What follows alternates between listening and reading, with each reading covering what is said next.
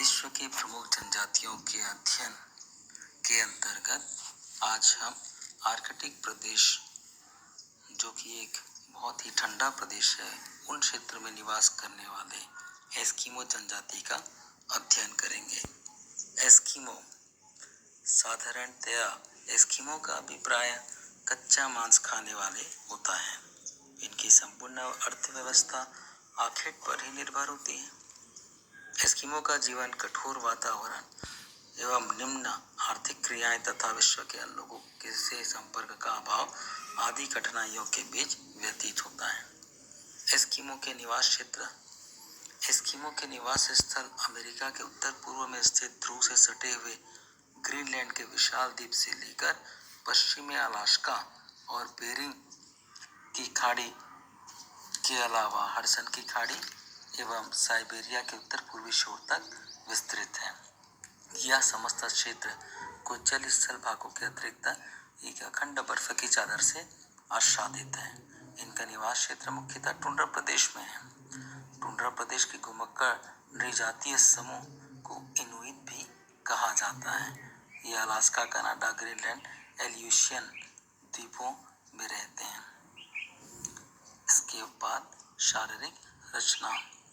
Eskimo का रंग भूरा पीलापन लिए हुए तथा चेहरा गोल और चौड़ा होता है। शरीर का ढील डौल कुछ बेढंगा सा होता है। आंखें काली छोटी होती है। नाक चपटी और गाल गोल और मांसल होते हैं। मुंह चौड़ा होता है।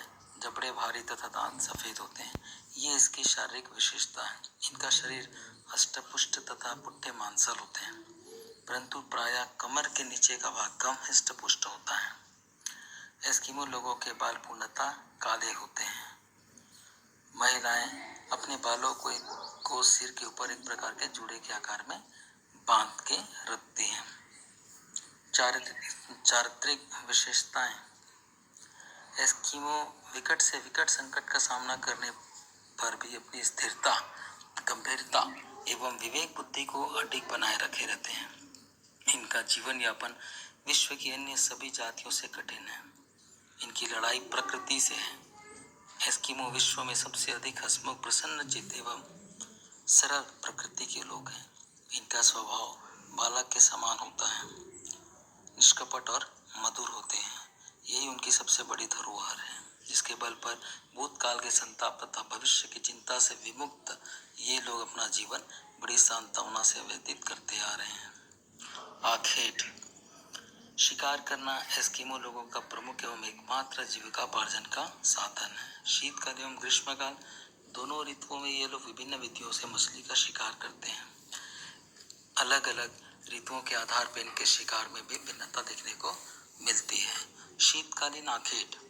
शीतकाल में एस्किमो तट के निकट निवास करते हैं। इस ऋतु में ये तट के निकट सील मछली का शिकार करते हैं। जब मछली बर्फ में बने छिद्र में श्वास लेने आती है, तब एस्किमो द्वारा रखा हुआ पदार्थ हिलता है। तब एस्किमो अपने यंत्र हार्पून, ये इनका भाला होता है, द्वारा सील मछली का शिकार किया जाता है। इस प्रकार के आखेट को एस्किमो माउपोक कहते हैं। दूसरी विधि इतुपरक कही जाती है, जिसके अंतर्गत शिकारियों द्वारा दो छिद्र बनाए जाते हैं। एक और एक व्यक्ति सील को खोज निकालता है तथा दूसरा व्यक्ति हार्पून लिए खड़ा रहता है, जो किसी संकेत के प्राप्त होते ही सील को मार देता है। इसके बाद बसंतकालीन आखेट। मार्च में जब दिन बड़े होने लगते हैं, तो एस्किमो परिवार सील मछली की आखेट के लिए निकल पड़ते हैं। जब सील मछली अपने श्वास लेने के छिद्र से बाहर धूप खाने लगती है, तो उनका शिकार बड़ा सुलभ हो जाता है। बसंतकालीन आखेट को उत्तक कहते हैं। एस्किमो अपने शिकारी कुत्तों के साथ सील मछलियों का शिकार करते हैं। इसके अतिरिक्त इस ऋतु में कैरिबू और कस्तूरी बैल का भी शिकार किया जाता है। इस ऋतु में चमड़े से बनी नाव, जिसे कयाक कहा जाता है, का उपयोग किया जाता है। ग्रीष्मकालीन आखेट। इस ऋतु में बर्फ पिघल जाती है और विभिन्न प्रकार की वनस्पतियां अंकुरित हो जाती हैं।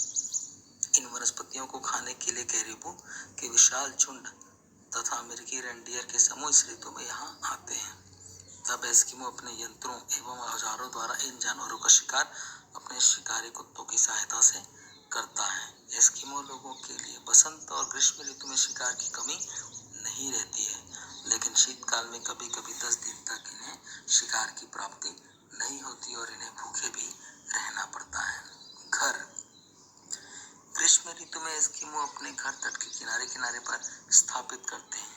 इनके ये ग्रीष्मकालीन घर कैरिबू तथा ध्रुवी भालू की खाल से बने हुए होते हैं। इस चमड़े से बने ग्रीष्मकालीन निवास को ड्यूपिक कहा जाता है। ये घर अनेक परिवारों के द्वारा समूह में बनाए जाते हैं, लेकिन शीतकालीन घर ग्रीष्मकालीन घरों से एकदम विपरीत होता है। वस्तुतः शीतकाल में ये लोग बर्फ की शिलाओं को काट काट कर उन्हें ईंटों या पत्थरों की भांति एक दूसरे पर व्यवस्थित ढंग से रखकर चूने के भट्टे की आकृति जैसा बर्फ का गुंबजनुमा घर बना लेते हैं तथा उसी में एक एस्किमो का पूरा परिवार निवास करता है। इस शीतकालीन घर को इग्लू कहा जाता है। इग्लू से एक लंबा सुरंगनुमा मार्ग बाहर जाने व अंदर आने के लिए होता है, जिसमें शरीर के बल रेंगकर ही अंदर आया और जाया जा सकता है। इसको इतना छोटा इसलिए बनाया जाता है ताकि बाहर की प्रचंड शीतकालीन हवाएं अंदर प्रवेश न कर सके। वस्त्र। ग्रीष्म ऋतु के आखेट से प्राप्त खाल ही एस्किमो का मुख्य वस्त्र है। कैरिबो का चमड़ा सील के चमड़े की अपेक्षा अधिक हल्का होता है, गर्म एवं लचीला होता है, अतः ज्यादातर एस्किमो कैरिबो की खाल के वस्त्रों का ही उपयोग करते हैं। जहाँ कैरिबो नहीं पाए जाते वहाँ ध्रुवी भालू के बालों से वस्त्र बनाकर शीतकालीन कठोर परिस्थितियों में लोग अपने शरीर की रक्षा करते हैं।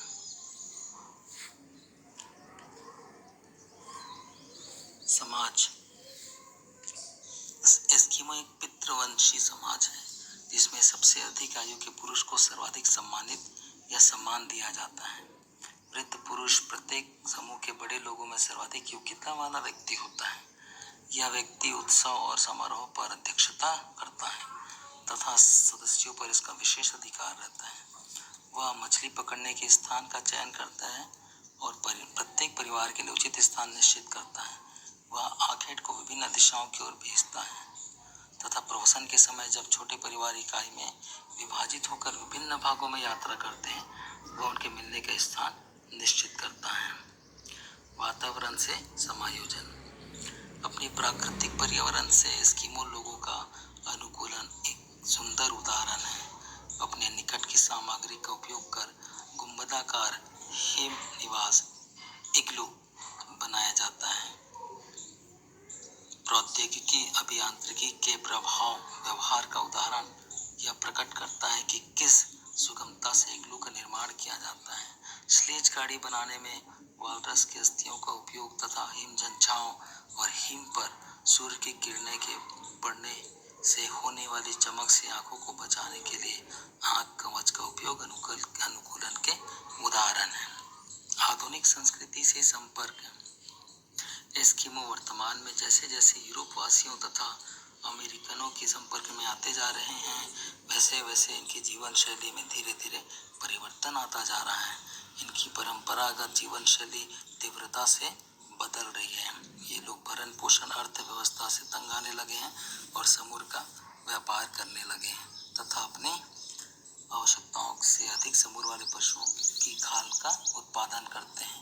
इनके प्रदेश में खनिजों के भंडारों का पता चलने के पश्चात ये लोग आग्नेय शस्त्रों का उपयोग करने लगे हैं तथा खदानों, हवाई क्षेत्र, रडार स्टेशनों के निकट पूर्व निर्मित भवनों में निवास करने लगे हैं। यद्यपि इनका जीवन परिवर्तित हो रहा है, फिर भी आर्कटिक प्रदेश में भौतिक पर्यावरण की भूमिका असाधारण रूप से